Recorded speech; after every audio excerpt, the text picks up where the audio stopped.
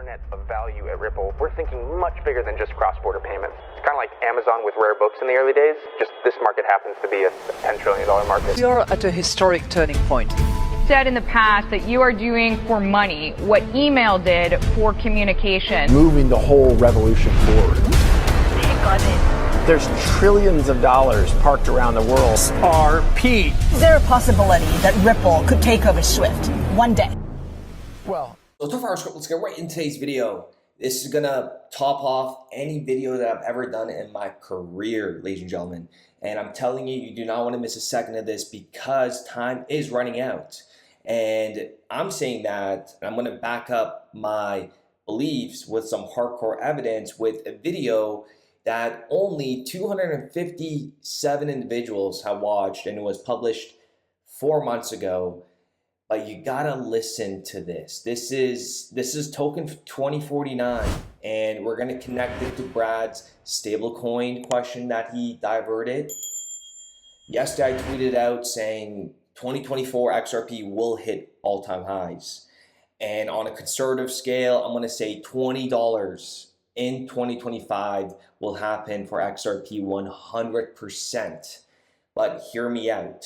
This is very reasonable and very conservative because in order for it to reach $20, the daily volume in XRP would be around $300 billion. But listen to what we have to go over today. Remember Pegah Soltani, she was talking about stablecoins will have a breakout year in 2024 thanks to their underlying utility and inherent stability, especially within emerging markets. And this video that only has 257 views, listen to what Jeremy Allaire says here. He is the CEO and founder of USDC, where Ripple and XRP and USDC have something big planned because they are both regulated entities. Listen to this. Next year. And I think, this is just, it's a really good thing, which is that if we want stablecoins to be something that your average household or corporation would hold on their balance sheet and know how to account for it, or financial institution is going to use it as collateral or use it in a financial service, you need that legal and regulatory certainty. And once you have that, then these types of digital currencies can truly go mainstream. And if you don't have that, they may be more limited in the markets that they can serve. But once you do have that, the total addressable market becomes the total size of the electronic money market, which is over $100 trillion. But when are you going to move into stablecoins? yes.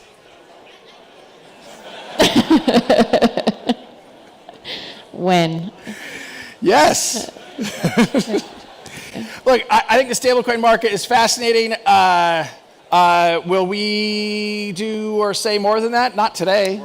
Stablecoin rules are coming into place, and so to your lead-in, I think we're entering a period where we're going to have legal certainty for stablecoins as an integrated part of the global financial system, which is going to lead it from, say, doing 7 trillion of transactions to potentially hundreds of trillions of dollars of transactions and become the predominant medium of exchange on the internet, to potentially hundreds of trillions of dollars of transactions and become the predominant medium of exchange on the internet. Are you kidding me right now? Do you hear that? Potentially hundreds of trillions of dollars in transactions.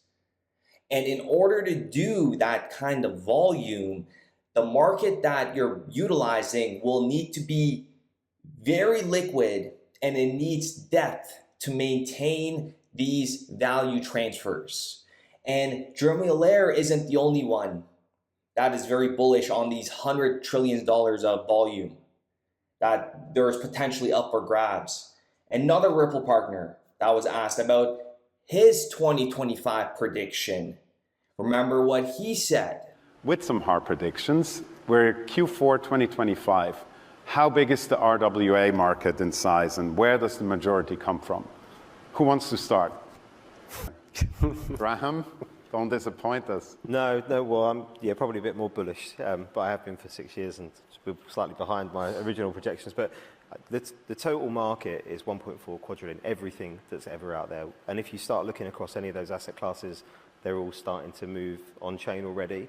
And the ease with which we've seen people interested in the money market fund tokenized treasuries and those types of instruments, the support for stablecoins. When you're talking about replacing cash, when I see DTCC, Euroclear, Clearstream, it only takes one of them to flip onto natively digital, and that's trillions of assets on its own that move. So, tens of trillions, I think we could see. And bearing in mind it's 1.4 quadrillion, this is still a tiny slice of a huge market. 30 to 50 trillion, all on XRPL, trading on Artex. Here we go, $50 trillion. 2 years from now, Ripple, Twitter will replay the session, Q4 2025. Thank you, guys. And the moderator was Marcus Infanger. He's saying we'll circle back in 2025. He's been working at Ripple for 5 years. Let's get his take on what he thinks. As crypto matures and lives up to its full potential, I think this notion of real world utility will become increasingly more relevant. And just to give you an example, so we at Ripple, with our flagship product, on-demand liquidity, we're literally harnessing billions of dollars of XRP liquidity to facilitate cross-border payments in a couple of seconds from, say, the US to Mexico instead of your 2-3 days like in legacy systems. So really solving a massive pain point in this world, which is how money moves around the world. And these are use cases that can scale in the trillions. So I think the future of crypto liquidity will be shifting more towards solving real world problems as opposed to just speculation. He talks about we're going to be solving real world problems instead of just speculation. And now here's a layer of icing on the cake that is just going to have you say, wow. So we got a little clip montage. Craig DeWitt is also involved here. And his role was previously at Ripple. He worked there for 7 years, Senior Director of Product. And Jeremy Allaire, listen to what he says here. Coming together are going to make, I think, 2024 an extraordinary year for growth in the utility of this technology. And I think we're going to see significant scaling out in terms of the number of users but not yet. Mass adoption in 2024. You see great strides being made. Well, it depends on your definition of mass adoption. I think we are going to see dramatic growth in 2024. A lot of the things that are lining up in terms of the infrastructure, the usability, the standards. So I'm more optimistic than I've ever been about the technology progress. So when you get that combined, the UX, the infrastructure, and the legal clarity, that is the makings for tremendous growth. And the legal clarity. That only BTC and XRP have legal clarity in the United States for a 2-year period. Just taking some show notes on that one. Ooh, that would be like the turnaround of a century, right? Go from getting beat up by the government to being the only one with clarity because I spent $250 or $200 million fighting this case. Is that how much Ripple spent? Yeah, it's a public number. And the legal clarity, that is the makings for tremendous growth. But I think there's 3 things. I think, and I think they're all happening right now, which is really exciting. So one is what we just talked about, which is legal certainty. Households and firms and financial institutions need to know that these digital currencies are in fact defined parts of the financial system. That's happening, and by the middle of next year, in almost every major market, we're going to have legal certainty on well-run, compliant, regulated stablecoins. That's going to be a very big deal. What we're seeing right now is a progression of blockchain infrastructure in a number of areas. The first is just scalable, cost-efficient, more accessible kind of blockchain layers that are out there. And there's just a lot of innovation that's happening there with ZK rollups and innovations in layer 1 blockchains. That's key because we just need to be able to support applications that scale to hundreds of millions or billions of users. So that's, I think, in front of us. It's happening right now. And he's talking about tremendous growth middle of next year. And he talks about implementing new infrastructures that are scalable, cost efficient.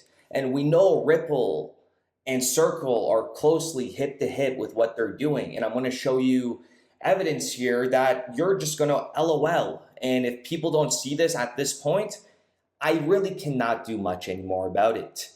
Singapore-based DBS Bank, a regional banking behemoth headquartered near the conference venue, Marina Bay Sands, holds 3 licenses required to let clients buy traditional securities using stablecoins, but it isn't doing so yet, even as competitors move ahead. The only other entity that holds all 3 licenses in Singapore is Metacomp, told CoinDesk at Token 49. And it was the first to let their clients pay for securities with their crypto holdings, and with that being stablecoins to fiat. And Metacomp is a registered major payment institution in Singapore. But remember, they're talking about Singapore-based bank DBS. And if you guys remember the video we played yesterday, Solomon Ashok, he was at the Indian FinTech Festival 2 weeks ago, and this is what he said. And take a look at the backdrop. Working with Ripple, XRP on their CBDC platform, and we are consulting small countries, not like India. So they are very advanced. We are already into the CBDC platform. We are consulting small countries as one of the advisory paper submission and everything on the CBDC, how they can move to CBDC. And here we have on DBS's website, talking about digital payment token exchange and XRP being listed on their website. And now getting to the best part of the video, take a listen to how Jeremy Allaire replies to this question, and also look at his body language. He was very uncomfortable when he was asked this. Okay, human psychology goes a long way, and you guys saw throughout the video Jeremy Allaire speak, and for him to just get weird like this when he's asked about this says a lot. Listen to this, and we are going to connect dots right after this. You talk about Hong Kong, Singapore, Korea, and you're thinking of, I guess, a stablecoin in Japan as well. So we haven't, announced anything specifically around. Would you be announcing it today? We're not going to announce that today, but we did have an announcement earlier today, which I'm happy to chat about in a moment. I guess a stablecoin in Japan as well. So we haven't, announced anything specifically around. Would you be announcing it today? We're not going to announce that today, but But when are you going to move into stablecoins? Yes.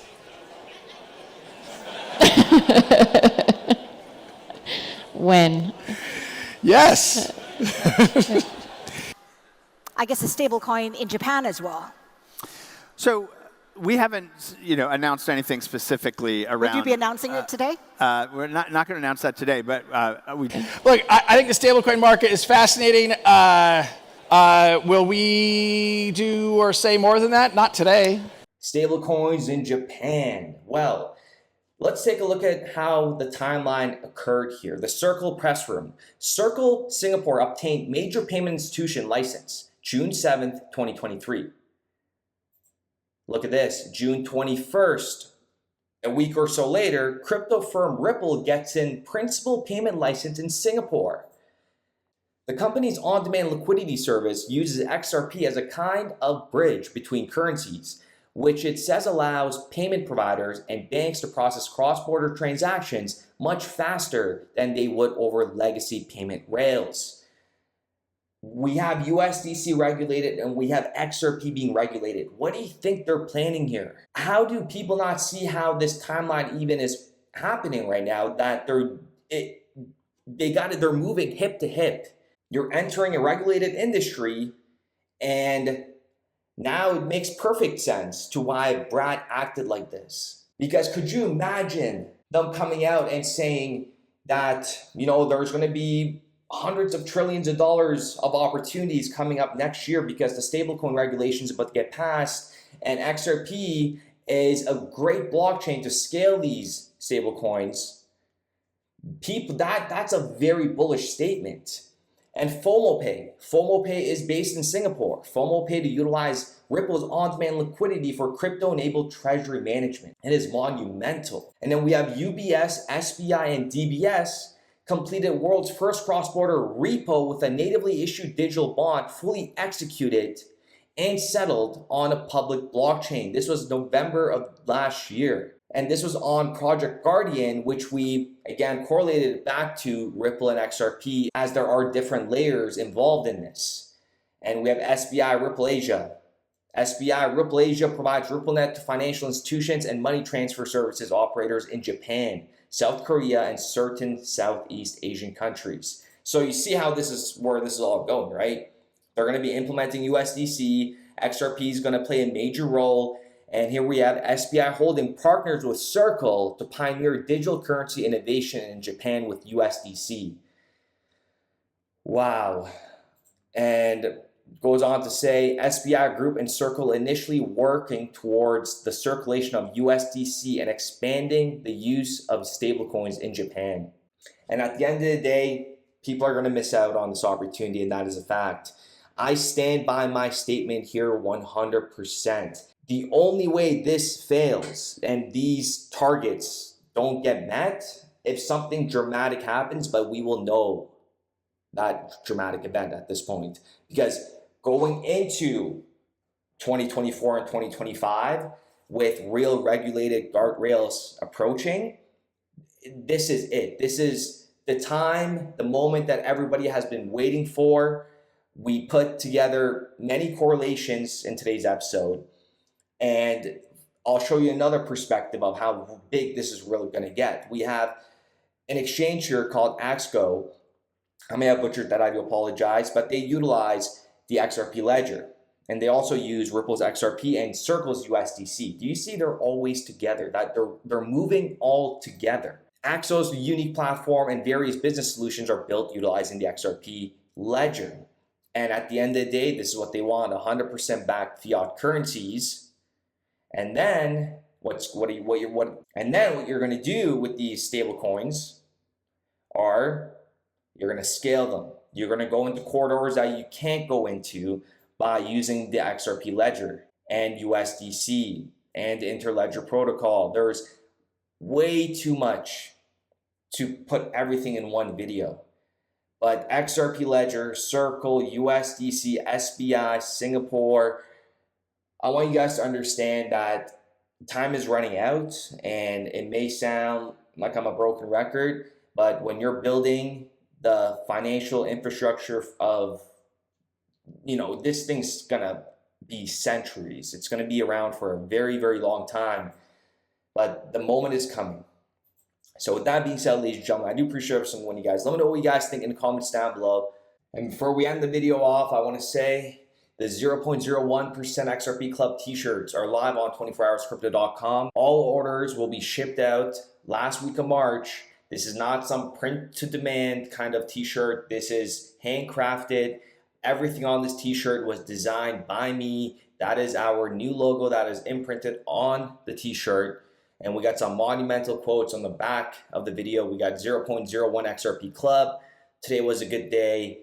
FDSEC, XRP the standard. It can't be dirt cheap. July 13, 2023. And if you guys scroll down onto the website, you will see the meanings of each quote and also the meaning of the logo itself that I have hand sketched myself and got a professional to do the rest. And every t-shirt will come with a credit card sticker that will go over your credit card, and that is compatible with any ATM, and it will work, and it has the XRP logo and it is numbered. So if you are the 50th person that ordered the t-shirt, it'll say 50 on the credit card sticker. With that being said, we'll be back with another video.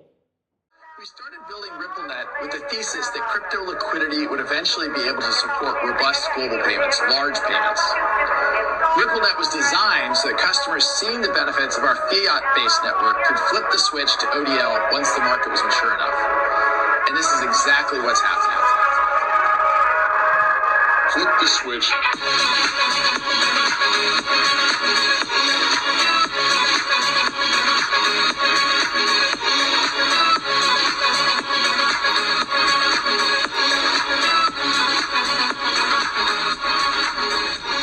I think what we're building has, it's solving a real problem. And I think all of the tokens, my advice to anybody would be, understand the utility. If there's real utility and there's real value being delivered to a real customer, there will be value in the token.